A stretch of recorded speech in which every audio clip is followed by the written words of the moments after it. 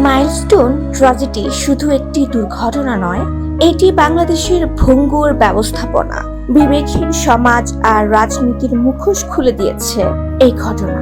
আগুনে পড়ে গেছে বহু জীবন, কিন্তু তার চেয়েও ভয়ঙ্করভাবে পুড়েছে এই জাতির হৃদয়বোধ।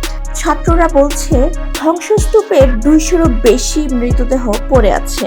অন্যদিকে সেনাবাহিনী জানাচ্ছে মাত্র 20 থেকে 30 জন নিহত হয়েছে। এই বিশাল ফারাক শুধু সংখ্যায় নয়, এটি প্রমাণ করে তথ্য গোপনের এক নির্মম খেলা চলছে এখানে। মর্গে জায়গা নেই, পরিচয়হীন পোড়া শরীর পড়ে আছে। কেউ এখনো তার সন্তানের মুখ খুঁজে পাচ্ছে না, পাচ্ছে কেবল পোড়া স্কুল ব্যাগ, ছিন্ন ইউনিফর্ম।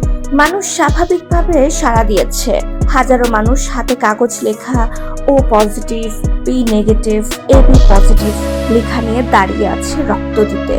অপরিচিত কাউকে বাঁচানোর এই প্রচেষ্টা প্রমাণ করে যেখানে রাষ্ট্র ব্যর্থ, সাধারণ মানুষের মানবতা এখনো জীবিত।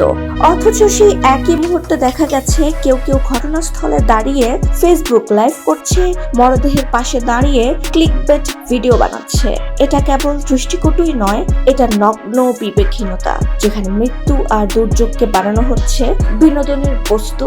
অন্যদিকে এই ট্র্যাজেডির সময় রাজনীতিতে দেখা গেল ভয়াবহ অসাম্য। যেখানে পানি দরকার ছিল আগুন নেভাতে, সেখানে 2 লিটারের পানির দাম 60 টাকা থেকে 600 টাকা পর্যন্ত উঠেছে। মানুষ পানির জন্য হাহাকার করেছে, কিন্তু দোকানে সেই পানি সোনার দামে।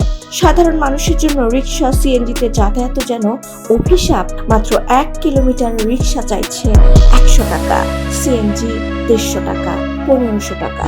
শহরে আগুনে মরছে মানুষ, আর অর্থনৈতিক আগুনে পড়েছে তাদের মর্যাদা। এই ঘটনায় অন্যতম প্রশ্ন উঠে এসেছে, কেন 40 বছরের পুরনো যুদ্ধ বিমান এখনো ব্যবহৃত হচ্ছে? যেটি দীর্ঘদিন রক্ষণাবেক্ষণ ছাড়াই চলেছে, সেটি আজ বিপর্যয়ের কারণ।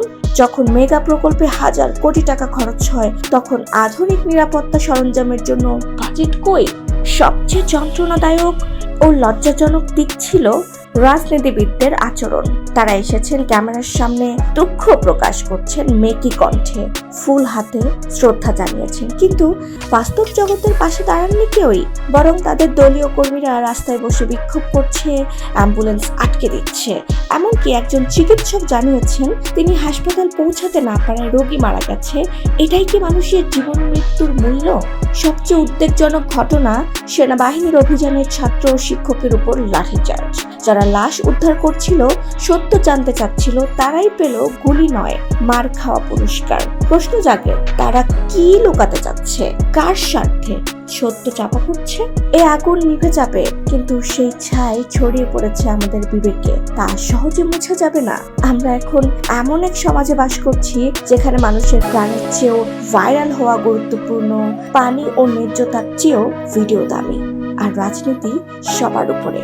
শেষ কথা এটাই বলবো, ভবিষ্যতে যদি কেউ বলে বাংলাদেশে আগুন লেগেছিল, জেনে নিও সেটা শুধু একটি দুর্ঘটনা নয়, সেটা ছিল এক জাতির বিবেকের শেষ নিঃশ্বাস।